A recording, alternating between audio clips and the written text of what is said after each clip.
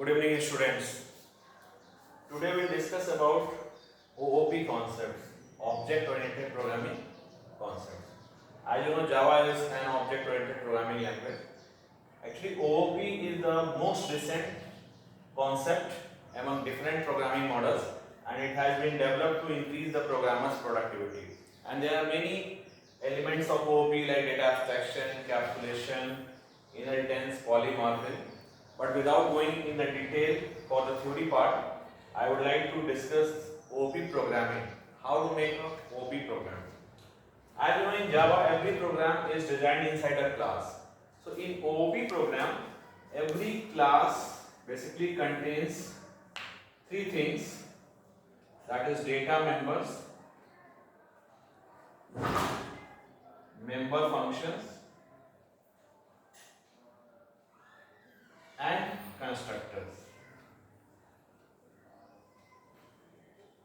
Data member. Data member is just similar to variable, but it is a type of global variable. Means when a variable is defined directly inside a class, outside all the functions. So then it is called data member. So data members are also of two types: instance data member and static data member. Instance data member means the member which is created separately for each object of a class. As you know, instance is another name for the object. So instance data members are created separately for each object of a class, whereas static data member is created only once, which is shared by all the objects of a class. So that's why static data member is also known as class member. Now member function. Member function means the function which works on these members, data members, either instance member or static member. So that function is known as member function. Constructor. Constructor is also a special member function. Constructor is also a special member function with the same name as a class name, and it is used to initialize instance members of a class. So constructor and member function, almost there are some similarities there and some differences are also there. So they are used to initialize instance members of a class. Why? Because local member can be initialized directly, but instance member we cannot initialize directly. So to initialize the instance member, we need a constructor. So in OOP programming, a class will contain these all three details. So now with the help of one example, we will understand this. So let us discuss this with the help of an example. Suppose if I define a class rectangle.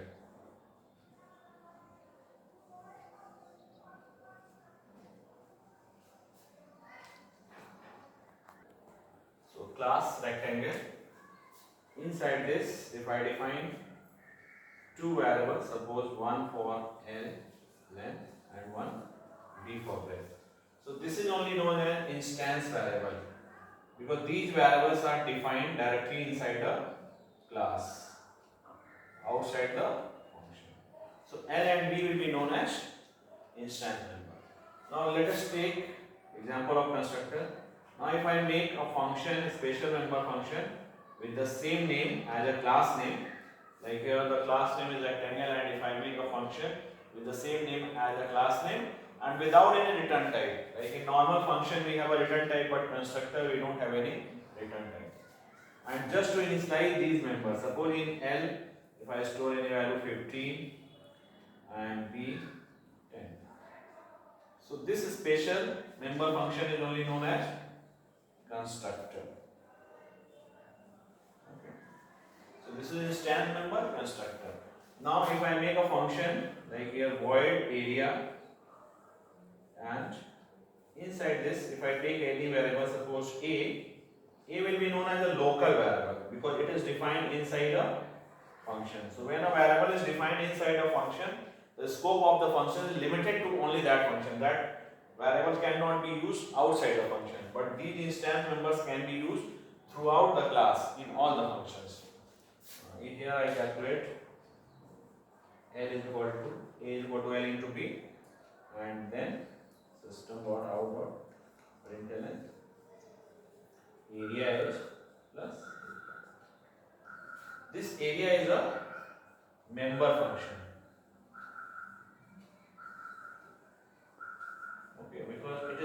inside a class and it is working on the data members, okay, instance members. So that's why it is a member function. More member function can be defined. Suppose perimeter also I am making, void perimeter. So this is also a member function. Length and breadth you can use in perimeter also, but A you cannot use. So to find the A perimeter we need some other variable. Suppose int p 2 into length plus breadth. This is the formula for the perimeter. We can print perimeter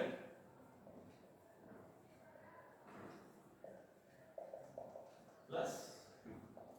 So this class contains two data members or instance members, one constructor, two member functions, and now it is object-oriented programming. So main function is needed to create the object, public static void main, and here we create the object first. So for creating the object, new keyword is used. Firstly we write the class name, rectangle is the class name. Object name you can have anything, ob is equal to new rectangle. When we create the object of a class, constructor is the unit which is automatically called as soon as the object is created. Means constructor is not called explicitly, constructor is called implicitly while creating the object. So rectangle ob is equal to new rectangle, constructor is called automatically, and other functions we need to call with the help of object, like we will call ob dot area, and the next function ob dot perimeter. Now end of main function, end of class. So this is the simplest way to create any object oriented programming. Again you can see in every object oriented programming we have some instance member, constructors, member functions, and in the end we make main function to create object and invoke other function. So this is the format, and same way you can do more practice. So I hope this topic is clear. Thank you.